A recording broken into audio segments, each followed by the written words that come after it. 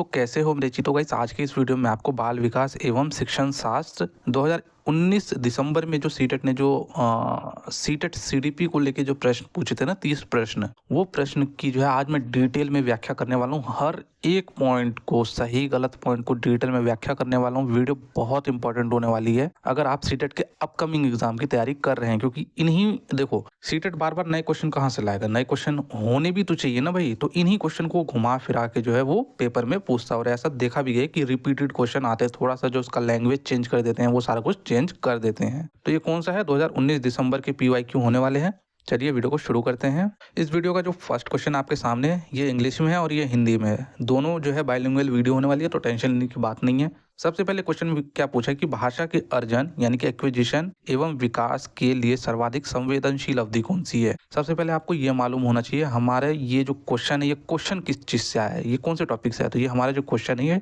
Stages of development यानी कि विकास के चरण वाले टॉपिक से जो क्वेश्चन हमसे जो है पूछा गया है। The most critical period of acquisition and development of language is, ये आपके सामने 4 ऑप्शन है, आपको करेक्ट आंसर बताना है। पहला, जन्म से पूर्व अवधि यानी कि बच्चा अभी जन्मा भी नहीं है, उससे पहले की अवधि में हम संवेदनशील अवधि बोलेंगे नहीं। उसके बाद है हमारा प्रारंभिक बाल्यावस्था। प्रारंभिक बाल्यावस्था क्या होता है, इसको हम बेसिकली शैशवावस्था या इन्फेंसी भी बोलते हैं। 0 से 2 वर्ष का जो है इसका जो है काल होता है। इसमें जो बच्चे का जो मतलब क्या होता है कि रैपिड फिजिकल ग्रोथ होता है, यानी कि उसका जो शारीरिक विकास होता है ना, बहुत तेजी से हो रहा होता है। वो इसमें जो है चलना बैठना और क्रॉलिंग करना सीख जाता है। किस वाले अवस्था में, प्रारंभिक बाल्यावस्था यानी कि अर्ली चाइल्डहुड में। और वो किस चीजों से ज्यादातर सीखता है, वो अपने सेंसेस, अपने इंद्रियों से ज्यादातर सीखता है। और इसमें जो है बच्चा कौन सी क्रियाएं करने लगता है, अनैच्छिक क्रियाएं यानी कि रिफ्लेक्स एक्शन, यानी कि आपने देखा होगा बच्चे छोटे छोटे मुंह से जो है वासी लेते हैं, छींकते हैं और माँ का दूध पीना शुरू कर देते हैं। तो वो सारी चीजें हमारी अर्ली चाइल्डहुड यानी कि प्रारंभिक बाल्यावस्था में आते हैं। और इसी वाली अवस्था में जो है भाषा जो है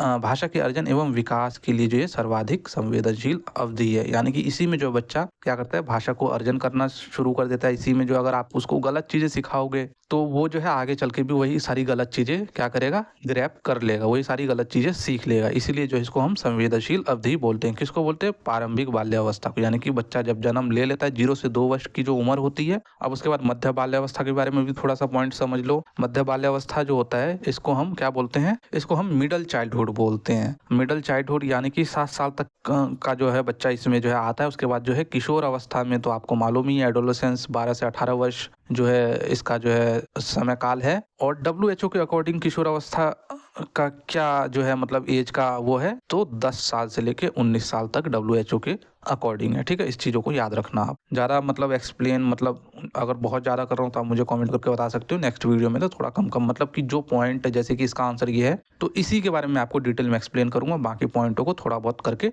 निपटा दूंगा। चलो नेक्स्ट क्वेश्चन की ओर बढ़ते हैं। नेक्स्ट क्वेश्चन हमारा, निम्नलिखित में से कौन सी लॉरेंस कोलबर्ग के द्वारा प्रस्तावित नैतिक विकास की एक अवस्था है। नैतिक मतलब कहने का मतलब है कि लॉरेंस कोलबर्ग ने जो नैतिक विकास का जो सिद्धांत दिया था ना, उसमें कितनी अवस्थाएं उन्होंने बताई थी। उसमें जो है उन्होंने 3 अवस्थाएं बताई थी। 3 कौन कौन सी अवस्थाएं बताई थी, एक है पूर्व पारंपरिक स्तर, दूसरा है पारंपरिक स्तर और तीसरा है उत्तर पारंपरिक स्तर। ये जो तीनों बताए ना, इसमें भी तीनों में जो 2-2 स्तर बताए थे उन्होंने। तो बेसिकली यहाँ पे एक स्तर को आपको फाइंड करना है, कौन सा स्तर।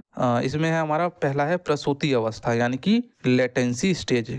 क्या लेटेंसी स्टेज जो है इन्होंने बताया था, तो भाई लेटेंसी स्टेज तो सिगमंड फ्राइड ने बताया था, तो ये तो नहीं होगा। और उसके बाद जो है सामाजिक अनुबंध अभिविन्यास यानी कि द सोशल कॉन्ट्रैक्ट ओरिएंटेशन। तो यही इसका करेक्ट आंसर हो गया। ये हमारा किस में आता है, ये हमारा तीसरे जो है चरण में आता है। तीसरे चरण का पहला स्तर है ये। आई नो थोड़ा सा आपको डिफिकल्ट होगा समझने में, लेकिन जब आप इसकी थ्योरी देखोगे ना, कोलबर्ग की थ्योरी, तब आपको अच्छे से क्लियर हो जाएगा। अब आप कहोगे कोलबर्ग की थ्योरी हमें कहाँ मिलेगी, तो कोलबर्ग की थ्योरी मैंने ऑलरेडी बना रखी है, आप देख सकते हो, कोई दिक्कत वाली बात नहीं है। तो भाई द सोशल कॉन्ट्रैक्ट ओरिएंटेशन यानी कि सामाजिक अनुबंधन अभिविन्यास के बारे में थोड़ा सा समझ लो क्या है ये। इसमें जो बच्चा होता है ना, वो अपनी जरूरत पड़ने पे जो अपने राइट्स के लिए खड़े होने लगता है। यानी कि नैतिक जो इन्होंने जो नैतिक विकास दिया था ना, नैतिक सिद्धांत का विकास। इसमें क्या होता है कि बच्चे को अगर किसी ने लाइक आप हो, अभी आपके साथ कुछ गलत होगा तो आप क्या करोगे, फट से पुलिस स्टेशन जाओगे, पुलिस वाला भी नहीं मान रहा तो फट से कोर्ट का दरवाजा खटखटाओगे। यानी कि आपको मालूम है कि आपके साथ गलत हुआ है तो आपको कहाँ जाना है, कैसे अपने राइट्स का जो है हनन नहीं करना है, आपको अपने राइट्स मालूम है। उसी प्रकार जो है सामाजिक अनुबंधन अभिविन्यास में यही कहा गया, ठीक है भाई। और ये किसके अंतर्गत आता है, तो ये जो हमारा उत्तर पारंपरिक स्तर में जो है आता है और उसका पहला स्टेज है ये, तीसरे स्टेज का पहला स्तर है ये। उसके बाद है मूर्त संकेतात्मक अवस्था। अब ये मूर्त संकेतात्मक अवस्था क्या होता है, तो मूर्त संकेतात्मक अवस्था जो है सबसे पहले आपको ये मालूम होना चाहिए दिया किसने है, कॉन्क्रीट ऑपरेशनल स्टेज, तो भाई ये पियाजे के द्वारा दिया गया है। उसके बाद है इंडस्ट्री वर्सेस इंफीरियरिटी स्टेज, ये भी मैंने आपको करा रखा है, ये भी एरिक्सन के द्वारा यानी कि उद्योग बनाम अधीनता अवस्था जो है एरिक्सन के द्वारा जो है दिया गया है। आई थिंक आपको ये वाला क्वेश्चन अच्छे से समझ में आ गया, तो इसका करेक्ट आंसर सेकंड ऑप्शन है। उसके बाद हमारे पास थर्ड क्वेश्चन आ जाता है, कक्षा में परिचर्चा के दौरान एक शिक्षक प्राय लड़कियों की तुलना में लड़कों पर अधिक ध्यान देती है, यह किसका उदाहरण है। यानी कि यहाँ पे क्या हो रहा है, जेंडर पक्षपात हो रहा है, यानी कि लड़कियों की तुलना में लड़कों को ज्यादा प्रायोरिटी दे रही है कि भाई लड़के ये है वो है, उसको ज़्यादा मतलब ध्यान दे रही है, लड़कों पे ज़्यादा ध्यान दे रही है, उनको ज़्यादा जो है सपोर्ट कर रही है। तो ये जो है भाई जेंडर पक्षपात यानी कि जेंडर बायस का जो है क्या है, एग्जाम्पल है। जेंडर बायस कर रही है वो शिक्षिका, और ऐसा उस शिक्षिका को नहीं करना चाहिए, उस शिक्षक को नहीं करना चाहिए। इससे जो है हमारे जो क्लासरूम में ना बच्चों पे गलत प्रभाव जाता है। दूसरा है हमारा, बच्चों में जेंडर रूढ़िवादिता एवं जेंडर भूमिका अनुरूपता को कम करने के लिए निम्नलिखित में से कौन सी पद्धति प्रभावशाली है। यानी कि बच्चों में जो हमें क्या करना है, जो जेंडर स्टीरियोटाइप है ना और जेंडर रोल कन्फर्मिटी को क्या करना है, हमें कम करना है। कि भाई ये बड़ा है, समाज में लड़कियां जो है बर्तन झाड़ू पोछा करेगी और लड़के जो है बाहर ऑफिस का काम करेंगे, पैसे कमाएंगे, इस चीज को क्या करना है, हमें कम करना है। तो इसके लिए कौन सी प्रभावशाली पद्धति है, तो चार ऑप्शन आपके सामने हैं। फर्स्ट पॉइंट हमारा जेंडर पक्षपात के बारे में परिचर्चा यानी कि डिस्कशन अबाउट जेंडर बायस। उसके बाद है जेंडर विशिष्ट भूमिकाओं का हम महत्व देंगे, यानी कि लड़का का काम ये है, लड़की का काम ये है, इस पे हम ज्यादा जोर देंगे नहीं भैया, हमको अभी कभी नहीं करना है। जेंडर स्पेसिफिक रोल हमें कभी भी जो है बढ़ावा नहीं देना है, क्योंकि हमें तो छोटे बचपन से ही सिखाया गया कि भाई जो माँ है वो किचन में होती है और जो पापा है वो बैग वैग लेके सूट वूट पहन के जो बाहर से काम करके आते हैं। लेकिन हमें आगे आने वाली पीढ़ियों को ये सारी चीजें नहीं समझाने और नहीं बतानी है। हमें जेंडर न्यूट्रल बातें करनी कक्षा में। उसके बाद जो है जेंडर पृथक खेल समूह बनाना है, तो नहीं भाई, हम तो यहाँ पे हम क्या कर रहे हैं, उस प्रभाव को कम करने की कोशिश कर रहे हैं। इससे तो हम प्रभाव को ज्यादा कर देंगे, यानी कि जेंडर सेग्रीगेटेड प्ले ग्रुप्स, यानी कि लड़की गुड़िया से खेलेगी, लड़के बैट बॉल से खेलेंगे, ऐसा नहीं करना है हमें। उसके बाद है जेंडर पृथक बैठने की अवस्था, वही बात हो गई, यानी कि लड़की लड़के के साथ, लड़की लड़की के साथ बैठेगी, लड़का लड़के के साथ बैठेगा, ऐसा भी नहीं करना है हमें। तो इसका करेक्ट आंसर है जेंडर पक्षपात के बारे में हम कक्षा में चर्चा करेंगे, बच्चे को जो है जेंडर न्यूट्रल बातें बताएंगे और उनको बताएंगे किस प्रकार से लड़कियां भी जो है ये सारे काम कर सकती है, लड़के जो है लड़के भी जो शेफ बन सकते हैं। उसके बाद हमारे सामने है फिफ्थ क्वेश्चन। फिफ्थ क्वेश्चन हमसे क्या कहता है कि निम्नलिखित में से किस मनोवैज्ञानिक ने बच्चे के ज्ञान को सक्रिय जिज्ञासा के रूप में देखते हुए उसके चिंतन और सामाजिक सांस्कृतिक विषय पर वस्तुओं के प्रभाव को महत्व दिया है। आप हमेशा ध्यान रखना, जहाँ पे सक्रिय होने की बात है, सामाजिक की बात है, सांस्कृतिक विषय की बात है, तो वहाँ पे आपको आंख बंद करके जो है क्या करना है, लेव वाइगोस्की पे टिक कर देना। क्यों टिक कर देना है, क्योंकि इन्होंने जो है सामाजिक सांस्कृतिक का सिद्धांत दिया था और उसमें ये बताते हैं सामाजिक सांस्कृतिक सिद्धांत में जो हमें बच्चे को जो है समाज से जोड़ के, समाज के संपर्क में लाके हम बच्चे को बेहतर तरीके से सिखा सकते हैं। ये बात ये अपने सिद्धांत में बताते हैं। उसके बाद थोड़ा सा जो है जॉन बी वॉटसन के बारे में भी समझ लो। जॉन वॉटसन ने जो है क्या सिद्धांत दिया था। जॉन वॉटसन के द्वारा बेसिकली जो है बिहेवियरिज्म थ्योरी यानी कि व्यवहारवाद की जो है थ्योरी दी गई थी, व्यवहारवाद का सिद्धांत दिया गया था। इनका क्या कहना था इस थ्योरी में, इसकी भी थ्योरी मैंने करा रखी है आपको, और वाइगोस्की, पियाजे, लॉरेंस कोलबर्ग सबकी थ्योरी करा रखी है। आप बस प्लेलिस्ट पे जाओगे ना, चेक करोगे, सब कुछ आपको मिलेगा। तो भाई वॉटसन साहब क्या बोलते हैं कि वॉटसन साहब ने जो है व्यवहारवाद का सिद्धांत दिया था, बिहेवियरिज्म थ्योरी। इसमें क्या कहते हैं, इसमें ये कहते हैं जो इंसान और जानवर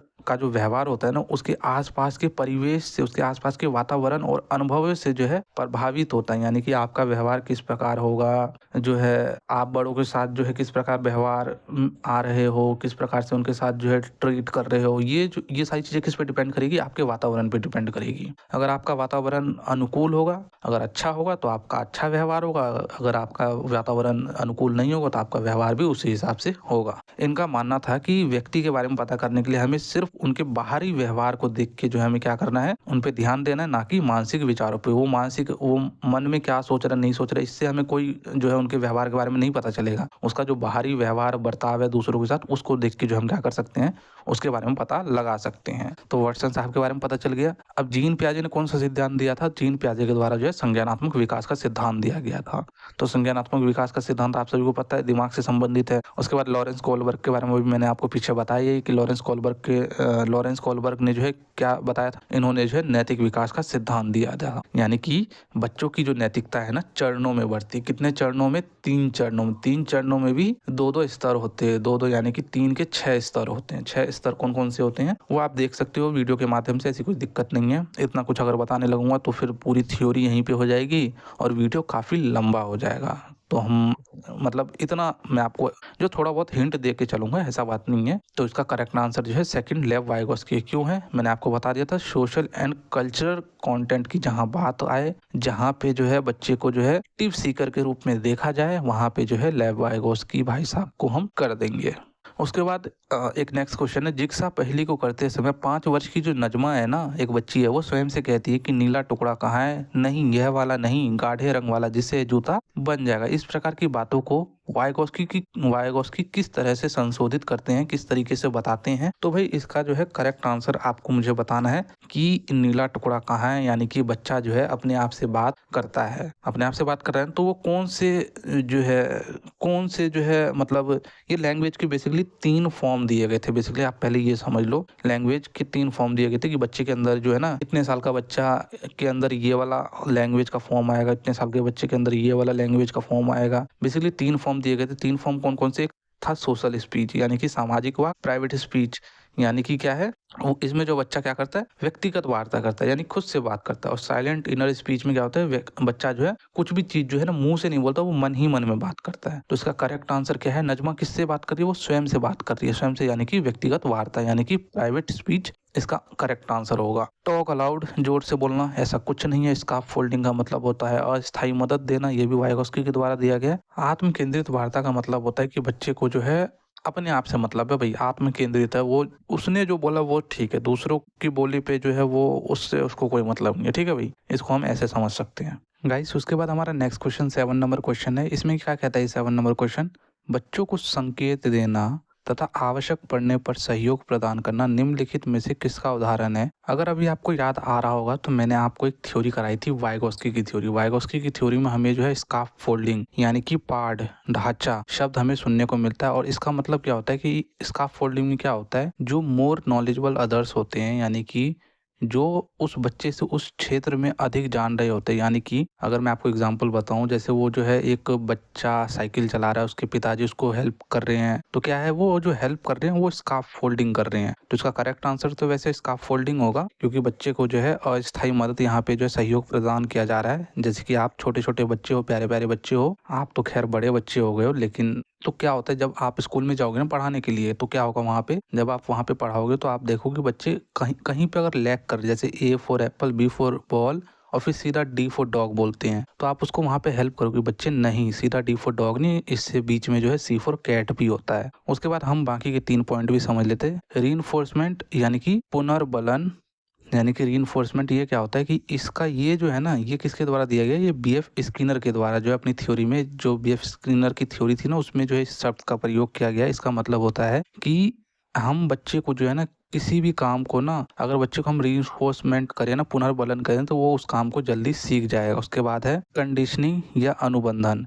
ये किसके द्वारा दिया गया है? ये जो है पेवलोव के द्वारा दिया गया है। उन्होंने जो है डॉग की एक जो है मतलब उन्होंने एक एक्सपेरिमेंट किया था डॉग के ऊपर। आप सभी को मालूम होगा, अगर आपने थोड़ी बहुत भी स्टडी करी है, तो डॉग के ऊपर उन्होंने जो एक्सपेरिमेंट किया था ना, तो उन्होंने क्या किया था इसके अंदर, मैं बेसिक बता रहा हूँ, ज़्यादा वीडियो को लंबा नहीं खींचूंगा। उन्होंने जो कुत्ते को खाना देने से पहले एक घंटी बजाई, तो उन्होंने उस कुत्ते ने जो है ना कोई प्रतिक्रिया नहीं की। उसके बाद जैसी घंटी बजाई ना, उसके बाद तुरंत कुत्ते को जो है खाना दे दिया। समझ गए? अब जो है नेक्स्ट टाइम जो मतलब पेवलोव ने जो घंटी बजाई ना कुत्ते को खाना देने से पहले, तो उसकी जीभ से लार टपकने लगा। यही पहली थ्योरी थी, इसको मैं डिटेल में जो है मैंने आपको करा रखा है, आप उसमें देख लेना। उसके बाद है मॉडलिंग। मॉडलिंग क्या होता है? मॉडलिंग जो है ये जो है मेहराबियन और जेम्स रसेल के द्वारा दिया गया था। SOR थ्योरी जो है इन्होंने दिया था। SOR का मतलब होता है स्टिमुलस ऑर्गेनिज्म रिस्पॉन्स, यानी कि उत्तेजना जीव प्रतिक्रिया का सिद्धांत इन्होंने दिया था। अब इसमें क्या होता है? इसमें बेसिकली होता है कि जब व्यक्ति को कोई भी बाहरी उत्तेजना प्रभावित करती है, यानी कि बाहर का जो कोई भी स्टिमुलस अगर उसको उत्तेजना प्रभावित करती है, तो वो व्यक्ति जो है उसे समझता है और उसके आधार पे जो कोई भी प्रतिक्रिया करता है। समझ गए?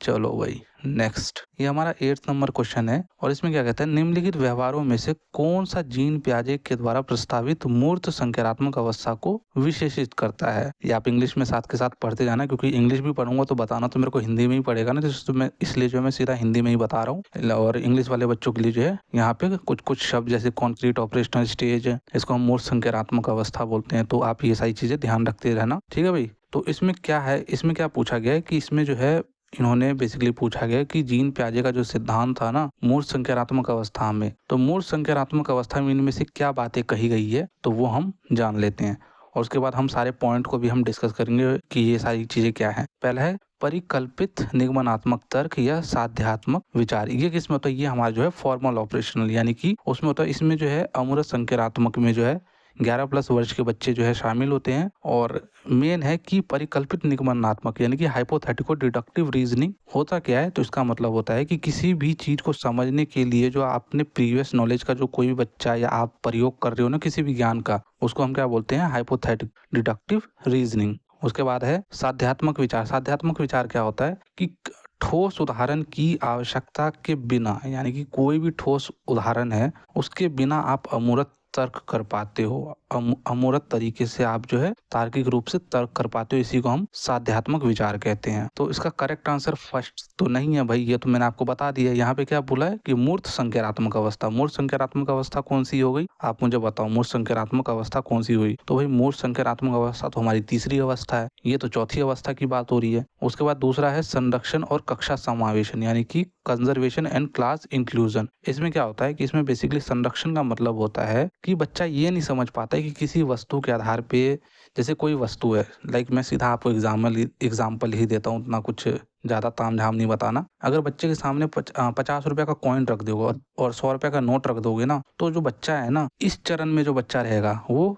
पता है क्या लेगा? वो लेगा 50 रुपए के कॉइन, क्योंकि उसको इस चीज की समझ नहीं आ गई कि भाई 50 रुपए का जो कॉइन है ये बेशक ये ज्यादा है, लेकिन ये इसकी वैल्यू जो मूल्य है ना वो कम है 100 रुपए से। तो समझ गए? संरक्षण जो है, इसमें जो है संरक्षण का अभाव रहता है बच्चे में, और बच्चा जो है नहीं समझ पाता है। और समावेशन का मतलब तो आपको मालूम ही है। इंक्लूजन का मतलब कि इसमें जो है सभी चीजें जो है मतलब समावेशित करके सारी चीजें सीखता है बच्चा, समावेशित करके हर चीजें सीखता है। तो इसका करेक्ट आंसर सेकंड हो गया। बाकी ये भी मैं आपको बता देता हूँ, आस्थगित अनुकरण और पदार्थ अस्तित्व, यानी कि डिफर्ड इमिटेशन और ऑब्जेक्ट परमानेंस। ये इतना इंपॉर्टेंट क्वेश्चन है, मतलब इसने एक क्वेश्चन के अंदर आपसे पूरी पियाजे के जो वो स्टेजेस चरण थे ना वो सारे पूछ लिए इसने, मतलब सारे इसमें दे दिए इसने। अब जिसने पियाजे की थ्योरी अच्छे से पढ़ रखी होगी वो तो अच्छे से इसको जो है आंसर कर पाएगा, अदरवाइज तो भाई tata bye bye good bye हो जाएगा उसका। तो तीसरे में deferred imitation and object permanence में क्या होता है, यानी कि आस्थगित अनुकरण और पदार्थ स्थायित्व में, इसमें जो है ना बच्चा क्या करता है, ये जो है इंद्रिय गामक अवस्था है। जब 0 से 2 वर्ष तक का जो बच्चा होता है ना, उसमें ये चीजें हमें देखने को मिलती है। इसमें क्या होता है, जो मतलब जो डिफर्ड इमिटेशन का क्या मतलब होता है, यानी कि आस्थगित अनुकरण का मतलब होता है जो बच्चा, जैसे फॉर एग्जांपल आप आज जो है मतलब अपने फेस की पुताई कर रहे हो, मतलब मेकअप कर रहे हो, पुताई तो एक तरीके से पुताई तो हुई ना। यदि आपके बच्चे ने देख लिया, 0 से 2 वर्ष का जो अगर बच्चा है और होगा भी, तो अगर आपके बच्चे ने देख लिया तो वो उसी टाइम उस चीज को नकल नहीं करेगा। जब आप कहीं चले जाओगे और जब आप अचानक में आओगे ना, बच्चा जब घर में खाली रहेगा तो वो आपको लिपा तुपा मिलेगा, फिर वो अपनी ही पुताई कर रहा होगा। तो आप भी सोच रहे हो कि ये इसने कब देख लिया, आपको ध्यान नहीं होगा, लेकिन वो डिफर्ड इमिटेशन यानी कि देरी से आपका जो है वो क्या कर रहा है, अनुकरण कर रहा है। और पदार्थ अस्थायित्व का मतलब होता है, ऑब्जेक्ट परमानेंस का मतलब होता है कि जो है ना बच्चा किसी भी ऑब्जेक्ट को जो है दिमाग में स्थायी हो जाता है, यानी कि कोई भी चीज जो है ना अगर उसके सामने है, फॉर एग्जाम्पल एक पेन रख दो और फिर उस पेन को जो उसको हटा लो तो 2 मिनट के लिए रोने लगेगा, यानी कि उसके दिमाग में वो चीजें बैठ गई है। लेकिन इस चीज में इसी स्टेज में यानी कि इंद्रियगामक अवस्था में ही जो है बच्चे का जो है अभाव भी करता है इस चीज़ का। कहने का मतलब है कि भाई उसको ऑब्जेक्ट परमानेंस तो आ गई है, लेकिन इसी अवस्था में जो है अभाव भी करता है। अभाव करने का मतलब हो गया है कि जो बच्चा है ना, अगर उसके सामने से 2 मिनट के बाद हटा लोगे ना उसको, कोई भी ऑब्जेक्ट को, वो तो 2 मिनट तक तो रोएगा, उसके दिमाग में 2 मिनट रहेगा, फिर उसके बाद भूल जाएगा। ये ऐसा एक्सपेरिमेंट आप करके देखना। जब जो आपका बच्चा यदि 0 से 2 वर्ष की उम्र में है, मतलब बेसिकली 15-16 महीने का बच्चा होगा ना आपका, करके देखना कि कोई टूथब्रश या कोई उसके मतलब बॉटल रख देना उसका जो फेवरेट होगा, और फिर उसके सामने से उसको हटा लेना। देखना 2 मिनट रोएगा, फिर उसके बाद वो वस्तु को भूल जाएगा। जिसको हम क्या बोलते हैं, पदार्थ स्थायित्व, यानी कि ऑब्जेक्ट परमानेंस। उसके बाद मेक बिलीव प्ले इरिवर्सिबिलिटी, ये जो है पियाजे के दूसरे चरण यानी कि पूर्व संख्यात्मक चरण में, इसमें जो बच्चा होता है 2 से 7 वर्ष का होता है, इसको हम प्री ऑपरेशनल स्टेज भी बोलते हैं। इसमें जो बच्चा है ना, प्रतीकों के माध्यम से कोई चीजें सीखता है। यहाँ दे रखा है ना प्रतीकात्मक खेल, यानी कि प्रतीकों के माध्यम से खेल सीखता है, और विचारों की जो है क्रमणीयता, यानी कि रिवर्सिबिलिटी ऑफ थॉट, यानी कि बच्चा स्कूल चला जाएगा और स्कूल से घर आने में उसको दिक्कत होगी। ठीक है भाई, बहुत लंबा क्वेश्चन खींच लिया यार। उसके बाद नेक्स्ट क्वेश्चन हमारा 9वां क्वेश्चन है। अगेन ये प्याजे क्वेश्चन है भाई, प्याजे इतना आ रहे हैं तो प्याजे की एक बार थ्योरी पढ़ लो, क्योंकि मैंने आपको करा रखी है। अब पूछोगे कहाँ पे, तो प्लेलिस्ट में। प्लेलिस्ट का लिंक कहाँ मिलेगा, इस वीडियो के डिस्क्रिप्शन बॉक्स में। प्याजे के संज्ञानात्मक विकास के संदर्भ में निम्नलिखित में से कौन सा प्याजे की संरचना है, स्कीमा? तो भाई यही है स्कीमा। स्कीमा क्या होता है, स्कीमा जो हमारी मानसिक संरचना होती है एक प्रकार की, और उस मानसिक संरचना की सहायता से हम दुनिया को समझ सकते हैं, परख सकते हैं। ठीक है भाई, उसको हम क्या बोलते हैं, स्कीमा बोलते हैं। उसके बाद है अवलोकन अधिगम, तो मैंने ये फर्स्ट ही है इसका। अनुबंधन का मैंने आपको कंडीशनिंग का पीछे बता दिया। प्रबलन यानी कि रिइंफोर्समेंट यानी कि BF स्किनर के द्वारा दिया गया है, ये तो मैंने आपको पीछे बता ही दिया है। 10वां क्वेश्चन है, आकलन का प्राथमिक उद्देश्य क्या होना चाहिए, यानी कि असेसमेंट का प्राथमिक उद्देश्य, यानी कि किसी बच्चे का भी आप अगर आकलन करते हो, असेसमेंट करते हो, तो आपका प्राथमिक उद्देश्य क्या होना चाहिए उस बच्चे को आकलन करते टाइम? विद्यार्थियों के लिए श्रेणी निश्चित करना। क्या आप उसको जो है रैंक दोगे? तो कभी भी ध्यान रखना, रैंक नहीं देना हमें बच्चे को, कभी भी रैंक नहीं देना, कभी भी उसको लेवल नहीं करना है, क्योंकि लेवल की बात जो है ना, NCF और RTE एक्ट 2009 मना करता है। लेवलिंग नहीं करना है हमें बच्चे को किसी भी प्रकार से, ध्यान रखना। संबंधित अवधारणाओं के बारे में बच्चों को स्पष्टता तथा भ्रांतियों को समझना। उसके बाद है विद्यार्थियों को प्राप्त अंकों के आधार पर उनको नामांकित करना। वही लेवलिंग की बात अगेन मैंने आपको बताई है अभी कि हमारा NCF और जो हमारा राइट टू एजुकेशन एक्ट 2009 है ना, ये दोनों ही जो है बच्चों को लेवल करने से मना करता है। उसके बाद है रिपोर्ट कार्ड में उत्तीर्ण या अंतरीण अंक करना। बच्चे को हमें क्या करना है, मार्क्स में फेल या पास हमको ऐसा कुछ नहीं देना। तो इसका करेक्ट आंसर आप मुझे बताओ कि इसका करेक्ट आंसर क्या होने वाला है। क्वेश्चन नंबर 10 का हमारा जो करेक्ट आंसर है ना, वो है हमारा संबंधित अवधारणाओं के बारे में बच्चों की स्पष्टता तथा भ्रांतियों को समझना, यानी कि बच्चों को किसी भी प्रकार का कंफ्यूजन हो गया किसी भी टॉपिक से रिलेटेड, उसको क्या करना, उसको समझना, उसको क्लियर करना। ये हमारी जो है फर्स्ट प्राथमिकता होनी चाहिए जब हम बच्चे का क्या करें, आकलन या असेसमेंट करें। तो 11वां क्वेश्चन क्या बोलता है कि निम्नलिखित कथनों में से कौन सा बुद्धि के बारे में सही है, यानी कि हमारा जो इंटेलिजेंस है ना, इंटेलिजेंस के बारे में कौन सा कथन सही है। इनमें से 4 कथनों में से कौन सा कथन सही है, तो देख लेते हैं। देखो भाई, बुद्धि एक निश्चित योग्यता है जो जन्म से समय से ही निर्धारित होती है। तो ऐसा किसने कहा, ऐसा किसी ने नहीं कहा भाई। बुद्धि एक निश्चित नहीं, बुद्धि जो एक बहुआयामी जो है प्रक्रिया है, और ये निश्चित नहीं है, बहुत जटिल योग्यता है। वो कैसे, वो अभी आगे बताऊंगा, टेंशन मत लो। बुद्धि को मानकीकृत प्रशिक्षणों के प्रयोग से सटीक रूप से मापा एवं निर्धारित किया जाता है। भाई बहुत से ऐसे मनोवैज्ञानिक हैं जिन्होंने जो है अपना फॉर्मूले दिए, अपना जो है परीक्षण का तरीका दिया, लेकिन वो सब फेल हो गए। कैसे फेल हो गए, फ्लीन इफेक्ट जो है, एक मैंने आपको जो है थ्योरी बताई थी, फ्लीन इफेक्ट उनका नाम भी था, उन्होंने अपने नाम के से ही जो इस इफेक्ट का नाम भी रखा। उनका कहना था कि भाई जो बुद्धि है ना किसी मनुष्य की, वो हर दशक में, दशक का मतलब होता है हर 10 साल में जो है 3 पॉइंट से बढ़ोतरी होती है। तो हम तो ये बोल नहीं सकते कि भाई जो हम एक्यूरेट, तो इसका मतलब नाप ही नहीं सकते। जब हर 10 साल में 3 पॉइंट से बढ़ोतरी हो रही है, तो वहाँ पे कोई फॉर्मूला या कोई परीक्षण तो काम ही नहीं आएगा। तो सेकंड पॉइंट भी गलत है। बुद्धि एक एकात्मक कारक है तथा एक एकांकी विशेषक है। एकात्मक नहीं है भाई, ये बहुआयामी प्रक्रिया है। बुद्धि एक चीज नहीं है, बुद्धि बहुआयामी कैसे है वो भी हम देख लेते हैं। बुद्धि बहुआयामी है तथा जटिल योग्यताओं का एक समूह। तो यही इसका करेक्ट आंसर। अब इसकी एक्सप्लेनेशन सुन लो मेरे से। 4th ऑप्शन करेक्ट है इसका। और बहुआयामी कैसे है, देखो भाई, बहुआयामी का मतलब हो गया है कि आप सभी को पता है कि जो है इंसान में ना कई प्रकार की बुद्धियों की योग्यताएं पाई जाती है। यानी कि एक इंसान में संगीत में बुद्धि की भी योग्यता हो सकती है यदि वो डेवलप करना चाहे, जो कि मैंने आपको पढ़ा भी रखा है 8 प्रकार की बुद्धि। उसके बाद जो है एक इंसान में तार्किक बुद्धि होती है, प्राकृतिक बुद्धि होती है, 8 प्रकार की टोटल मैंने आपको बुद्धि पढ़ाई है। और ये जटिल योग्यताओं का समूह, एक समूह कैसे हैं कि किसी बंदे को मैथ बहुत अच्छा आता है, लेकिन किसी बंदे को साइंस बहुत अच्छा आता है, किसी बंदे को ड्राइंग बहुत अच्छा है, तो इसलिए जो हम इसको बोल सकते हैं कि जटिल योग्यताओं का एक समूह है और इसलिए जो ये बहुआयामी प्रक्रिया है। तो इसका 4th आंसर करेक्ट है।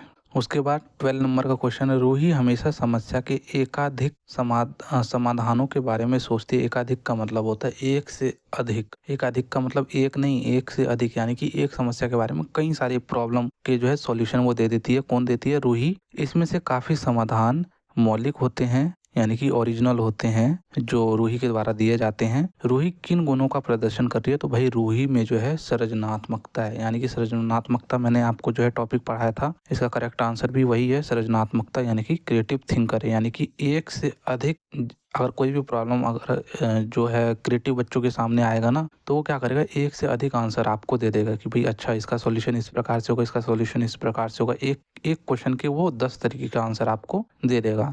और वो गुण किस में होते हैं? वो क्रिएटिव बच्चों में ही होते हैं, सृजनात्मक बच्चों में ही होते हैं। उसके बाद है अभी सारी विचारक कौन होते हैं? यानी कि कन्वर्जेंट थिंकर, यानी कि एक सवाल का एक ही आंसर है, 1 वर्ड में आंसर देगा। समझ रहे हो? कोई भी समस्या उसका एक ही समाधान होगा उसके पास। जैसे आप सीटेट का पेपर देने जाओगे, क्वेश्चन है तो क्वेश्चन का आपको जो है कितनी ही अंदर आपके अंदर क्रिएटिविटी क्यों ना बढ़ी हो, लेकिन आपको आंसर 1 वर्ड में, यानी कि सिर्फ आपको एक ही वर्ड में आपको आंसर देना है, यानी कि जो 4 में से एक ठीक है उसी को टिक करना है। तो इसको हम कन्वर्जेंट थिंकर बोलते हैं। रिजिड थिंकर बोल सकते हो कि किसी चीज पे अड़ा है, लात घुसा खा भी रहा है तब भी वो अड़ा है उसी चीज। जैसे आपके बच्चे छोटे छोटे प्यारे प्यारे बच्चे होते हैं आजकल, मतलब मानते ही नहीं है, कहीं बाजार गए ये मेरे को चाहिए, रिजिड हो जाते हैं कि नहीं मेरे को ये चाहिए ही चाहिए। इसको हम थोड़ा सा देसी भाषा में बोलते हैं रगड़ी। रगड़ी है क्या तू? थोड़ा सा मतलब बोलते हैं ना। उसके बाद है ईगोसेंट्रिक थिंकर। क्या होता है कि किसी भी चीज को ना वो अपने जो उसने बोला वही सही है,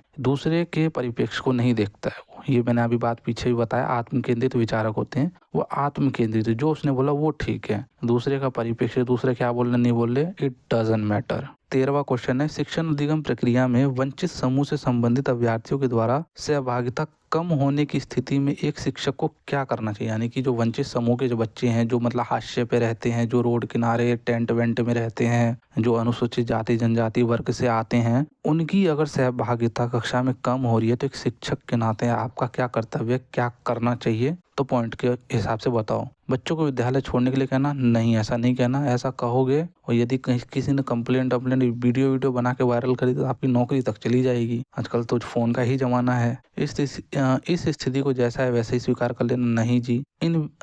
इन विद्यार्थियों से अपनी अपेक्षाओं को कम करने के लिए कहना। अच्छा, विद्यार्थियों को ही बेचारे को, वो एक तो पिछड़े वर्ग से आ रहे, उन्हीं को बोलो कि भाई अपनी अपेक्षाओं को कम करो? नहीं, ऐसा नहीं कहना। अपनी शिक्षण पद्धति पर विचार करना चाहिए ताकि बच्चे सहभागिता में जो है सुधार करने के लिए एक तरीके ढूंढने चाहिए। यानी कि अपनी जो शिक्षण पद्धति, आपका जो टीचिंग जो स्टाइल है उसमें सुधार करो ताकि जो है बच्चे क्या करे, बच्चे की सहभागिता में जो है सुधार। और बच्चे की सहभागिता यानी कि बच्चा जो है ज़्यादा से ज़्यादा स्कूल में आए, सहभागी बने, ग्रुप वर्क करे, इसके लिए भी आपको जो है क्या करना है, तरीके ढूंढने चाहिए। तो यही इसका करेक्ट आंसर है। 14 नंबर क्वेश्चन, एक समावेशी कक्षा में एक शिक्षक को विशिष्ट शैक्षणिक योजनाओं को क्या करना चाहिए? तैयार नहीं करना चाहिए।